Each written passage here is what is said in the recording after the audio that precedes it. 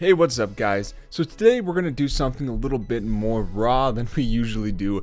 Today's just going to be a straight up live commentary playing Black Ops 3, and the gaming topic of today is going to be No Man's Sky, and is it everything that they say it's going to be?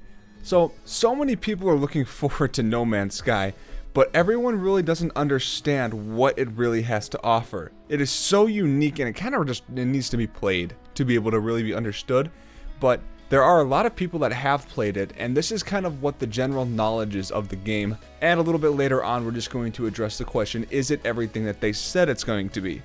So people kind of really have a very hard time understanding that this is a game, okay? Not just a huge thing that seems cool. And the fact that this is a game, what's the point, you know? What's the point of No Man's Sky? Games normally have objectives, so No Man's Sky should have an objective. Generally, this is just a game of exploration and survival. So, like, what does that mean? What does that mean? Is it just another Minecraft? Are you just going to walk around, build stuff, and collect stuff? Well, the answer to that is no. You're not going to be doing that. Because the game is based around exploration, you can't just sit around and build bases and collect things. That's not what the game is about, and that's what really separates this away from Minecraft. Procedural generation is how the game can reach such a massive size. We all know that the game is just massive, and this is done through the procedural generation. And what does that mean? This means, unlike other games, every little thing wasn't placed there by a person, rather it was placed there by a computer. This means that the entire world isn't there when you spawn in a specific area. So 100 million planets away isn't sitting there waiting for you to show up when you're 100 million planets away, if that makes sense.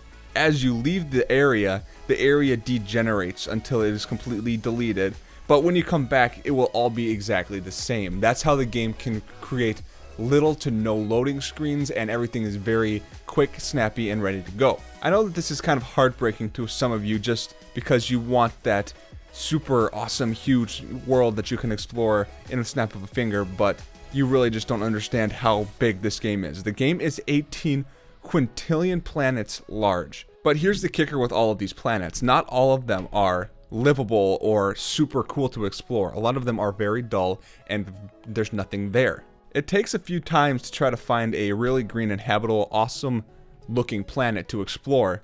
But this kind of brings up the realness factor of an actual universe. But even though some of the planets that you're going to explore aren't going to be super green and lush, they still have all of these really cool things that you can find, such as ancient relics, oceans, trading posts, just to keep you engaged when you land on these planets. So everything is going to have a purpose, so to say. Now, if we talk about the story in No Man's Sky, the story isn't going to be handed to you, so to say. Cutscenes, dialogue, all of that stuff isn't going to happen to try to generate a story for you. The game is based around a lore, meaning that the game is going to slowly be figured out through word of mouth and people playing, live streaming, and sharing information with each other, which is a very, very interesting concept for a video game. But many people are quoted by saying that you just need to explore yourself. Don't be too caught up in the story, just experience No Man's Sky because it's going to be so breathtaking. Do not think about the game as an MMO. A lot of people are saying that too. Even though the game is multiplayer, the other players in the same universe as you may be millions of planets away, causing you never to cross paths. But once this game actually gets released to the general public and there's going to be so many players on one game, I feel like every once in a while you're going to cross paths with another player, making a really kind of awkward scene for you. So there are a lot of different ways you can play the game, but the developers are saying that a lot of the players are going to either be miners, traders, pirates, or just people that like combat, or people that like to explore.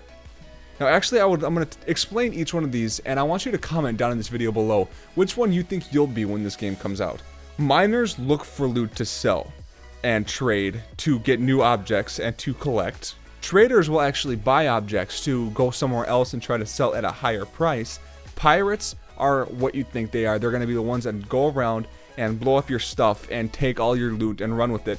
But there is a catch to this one. It comes with the cost of being hunted by the space police, and I'm not going to get into space police here because that's a totally another beast that we can talk about later. Combat are just the people that are looking around to kill things, and exploration is what it sounds like. You're exploring, and that's the only reason you're playing the game. So all of this being said, guys, is the game everything that it is said to be?